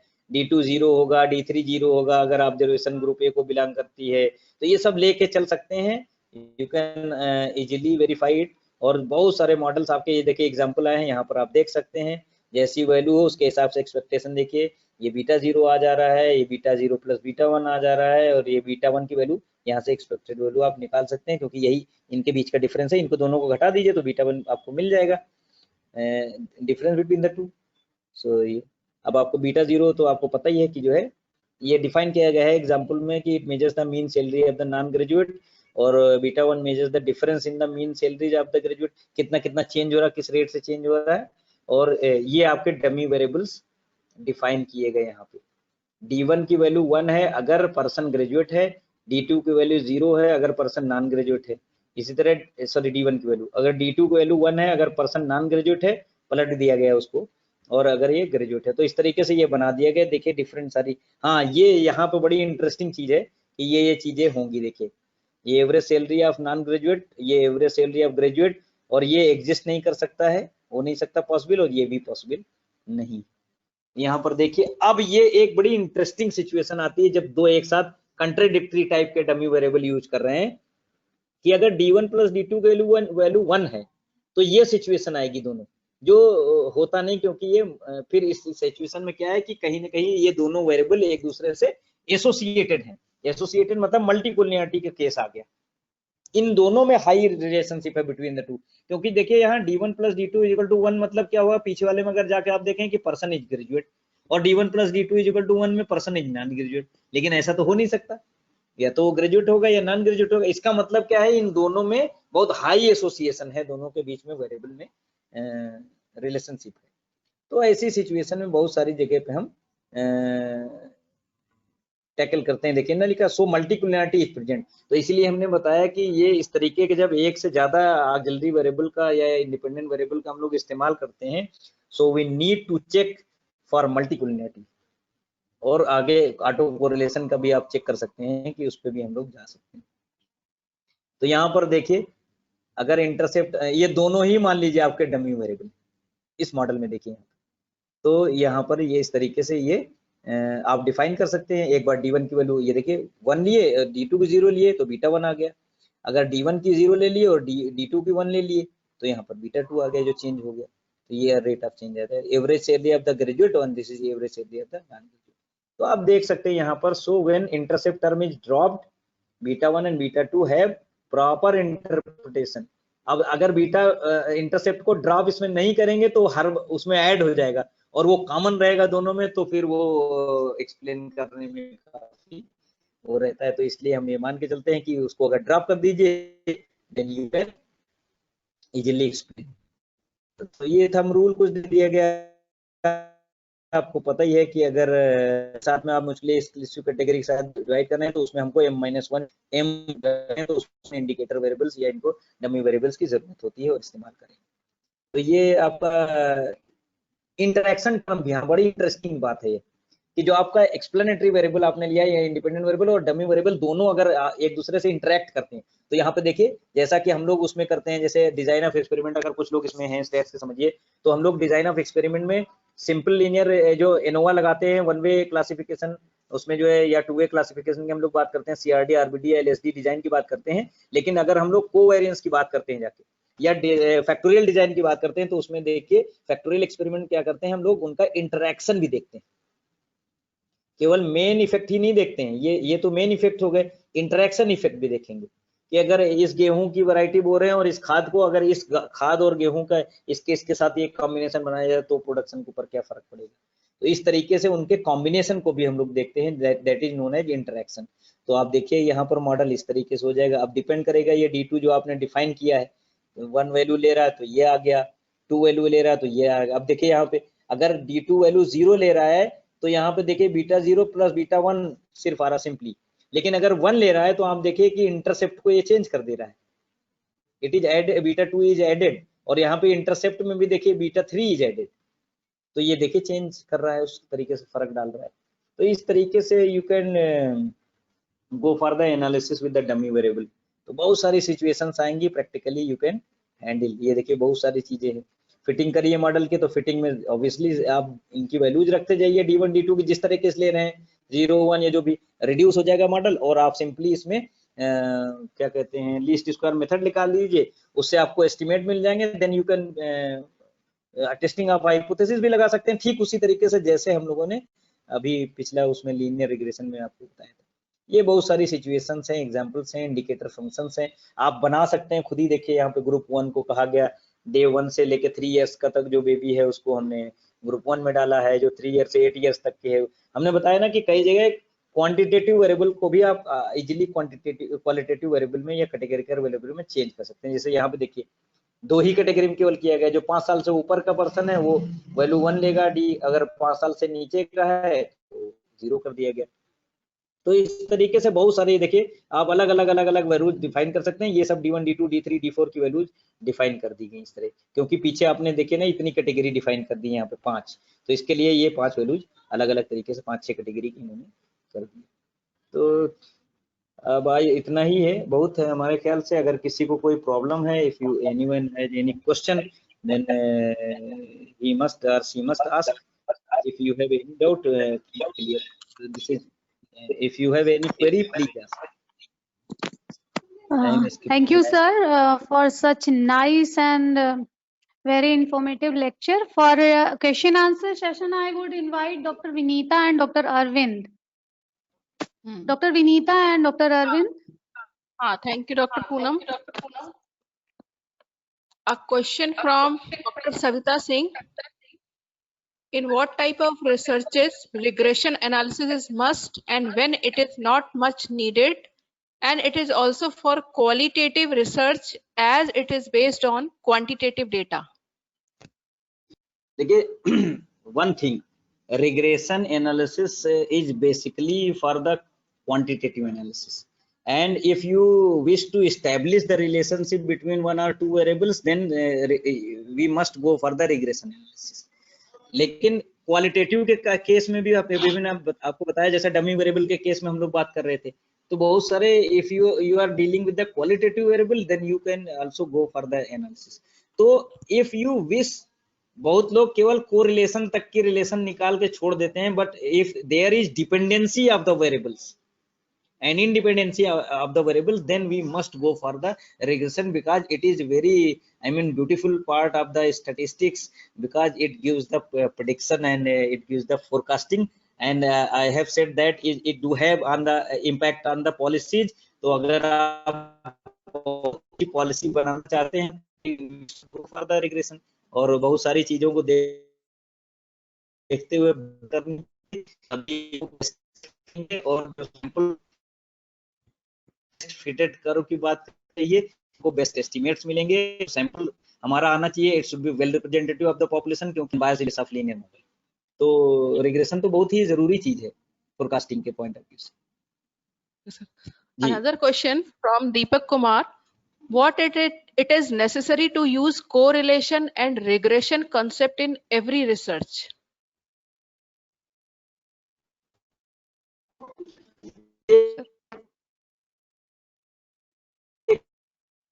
कई बहुत से कोरिलेशन क्या हो, सारे लोग जो है कोरिलेशन निकाल का रिग्रेशन जो पार्ट होता है, और रिग्रेशन में भी कई बार क्या होता है कि जो बारिश हो रही है, आज हमने जो है कोई अनाज ले लीजिए, अगर आप इन दोनों के बीच में भी रिलेशनशिप निकालना चाहें कोरिलेशन, तो वो भी निकाल देगा जो आज के सॉफ्टवेयर आ गए। लेकिन हमें देखना चाहिए जो काज एंड इफेक्ट की बात हम लोग करते हैं कि whether they are bearing the relationship, whether if we are changing in one another one is impacting on the other one. If we have change in one variable and it is impacting there is change in another variable, then there will be relationship between the two variable. और वो correlation में तो सिर्फ हम लोग ये पता करते हैं कि to which extent two or more variables are associated with each other, but if we wish to know the which type of relation they are bearing, then we go for the regression. तो correlation में किस degree तक की उनमें दोनों में वो दोस्त हैं, बहुत अच्छे संबंध हैं, हमने एक ये कहा।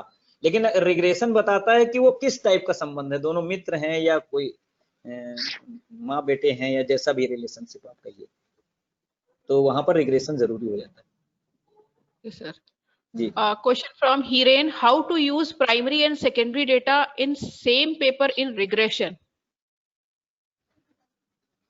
उसमें कोई प्रॉब्लम नहीं है, सेम आप यूज कर सकते हैं, प्राइमरी डेटा पे रन करिए और उसके रिजल्ट्स आप दिखाइए, और सेकेंडरी जो कहीं पब्लिश हो चुका है डेटा उस पर भी आप अपना मॉडल चलाइए जो भी फिट करना चाहते हैं, एंड यू शुड सी कि which one is best fitted model. हो सकता है प्राइमरी के लिए कोई दूसरा हो, सेकेंडरी पे कोई दूसरा मॉडल फिट हो रहा हो, तो उसके लिए कंपैरिजन के लिए R square, S square, MAE, AIC, BIC बहुत सारी चीजें हैं, इनके बेसिस पे हम लोग चेक कर सकते हैं। सेम पेपर में करिए, कोई प्रॉब्लम नहीं, you can put a separate study for the primary data and you can put another one for the secondary as well. Okay, sir. Sir, one question from Nagalakshmi. She said, when to use F test and T test? See, there are specific cases when we use T test. If you are testing the significance of mean, T will be used. Significance of the equality of two independent mean, T will be used. Significance of the correlation, T will be used. Significance of the regression coefficient, T will be used. But F is used for the equality of the. If you wish to see whether two groups are having the same variance, then we will go for the F test. And it is actually F, if we F is advanced thing of I mean F is applied there, but ANOVA is a generalization of the T test. T test fails if we wish to test the equality of more than two groups. अगर हमें 3 या 3 से ज्यादा group means को test करना है, then T is not suitable, it is failed there, तो वहां पर हम लोग एनालिसिस ऑफ वेरिएंस का इस्तेमाल करते हैं, और एनालिसिस ऑफ वेरिएंस में वी यूज एफ टेस्ट। और एफ के और भी यूज हैं जो हमने बताया, इक्वलिटी ऑफ वेरिएंस को भी टेस्ट करता है एफ। Okay sir. जी अरविंद जी, आपके पास कोई क्वेश्चन है? सर एक और क्वेश्चन है इनसे ही सर क्वेश्चन है, डिफाइन सिग्निफिकेंस लेवल।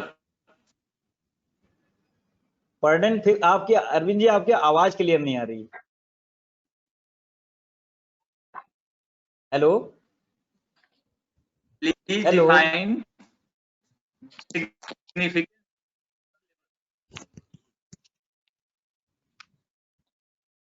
आप लेवल ऑफ सिग्निफिकेंस की बात कर रहे हैं क्या? हाँ, आवाज आ रही है मेरी? आप आ रही, बताइए बताइए। हेलो जी जी जी, बोलिए बोलिए। हेलो